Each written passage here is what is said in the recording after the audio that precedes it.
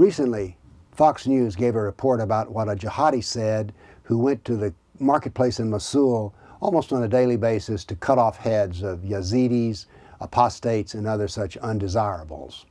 And he said it was just like killing chickens. No big deal. And the reporter was horrified at this. Well, I wonder with the reporter, if he'd have read the Quran, would have been horrified at what Allah says. Koran 25:44, talking about Kafirs. Do you think that most of them hear or understand? They're just like animals. No, they're worse than animals. So Allah thinks that perhaps these people getting their heads cut off are worse than animals. Maybe they're chickens. Let's take another Quran verse, 8:12. Then your Lord spoke to his angels and said, I will be with you. Give strength to the believers. I will send terror into the Kafirs' hearts. Cut off their heads and even the tips of their fingers.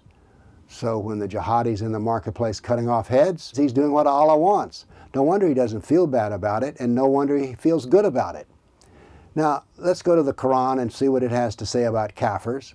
In the Meccan Quran, the message is Kafirs are scum who are going to hell. Now, why are they in hell? Which is an interesting question, because in every mention, it always tells you why. There are 146 times that hell is talked about in the Quran. Only 9 of these references are for moral failings: greed, murder, lack of charity, love of worldly success.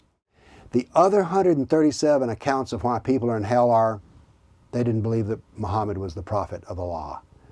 So 94% of the references are against people who simply do not agree with Muhammad. So killing chickens is fighting in Allah's cause. Now, I was raised in the South, and we use the term chicken for something else, a coward. And we see other chickens here in Tennessee. The religious leaders here in Tennessee, do they condemn killing of Christians overseas? No. They like to get together with interfaith dialogues and stand up and have their pictures taken by someone who has a hijab on while they smile sweetly. They're cowards. They're chickens. But the religious leaders aren't the only chickens. We have chickens in the universities who refuse to tell the truth of the history of Islam and the doctrine of Islam.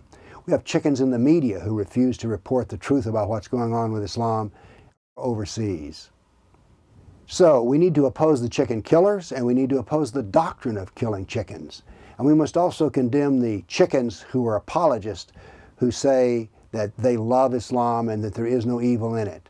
So we need to deal with our chickens before they all come home to roost. Thank you.